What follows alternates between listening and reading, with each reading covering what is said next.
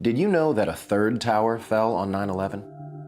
At approximately 5:20 p.m. on September 11, 2001, World Trade Center Building 7 collapsed in 6.5 seconds from normal office fires, according to the government's final report. World Trade Center 7 collapsed because of fires fueled by office furnishings. It did not collapse from explosives or from fuel oil fires. Later, the government finally admitted that Building 7 collapsed at the rate of free fall, after trying to deny it. So what's wrong with a building in free fall? What is free fall? It's just like taking your car keys out and just dropping them. That's how fast the building came down, for over 100 feet. This is high school physics. A building cannot do free fall with 40,000 tons of structural steel in its structural system without it being blown up. The only way that a building can accelerate as it collapses is by having pre-engineered, precisely timed, and precisely placed explosives. In other words, controlled demolition. Normal office fires not only dropped a steel-framed skyscraper for the first time in history, and did so at free fall, according to the government's report. They also burned hot enough to create the molten metal observed at ground zero. You'd get down below and you'd see molten steel running down the channel rails, like you're in a foundry. In an office fire, you cannot generate enough heat to melt steel.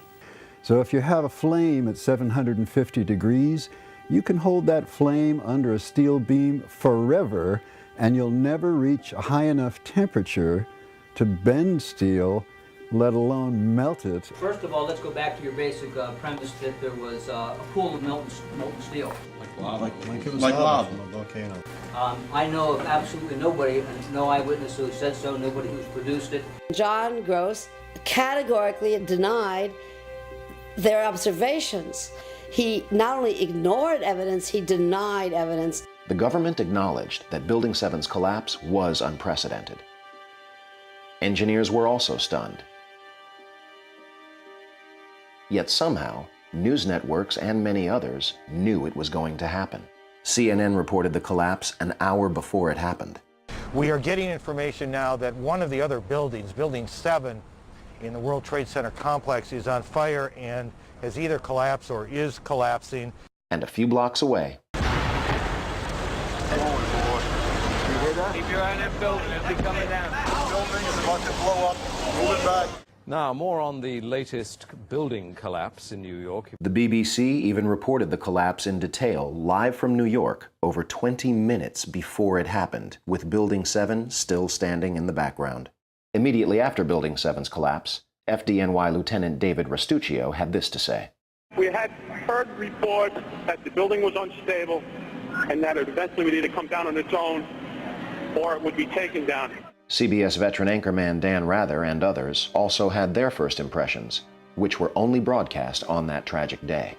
For the third time today, it's reminiscent of those pictures we've all seen too much on television before, when a building was deliberately destroyed by well-placed dynamite to knock it down.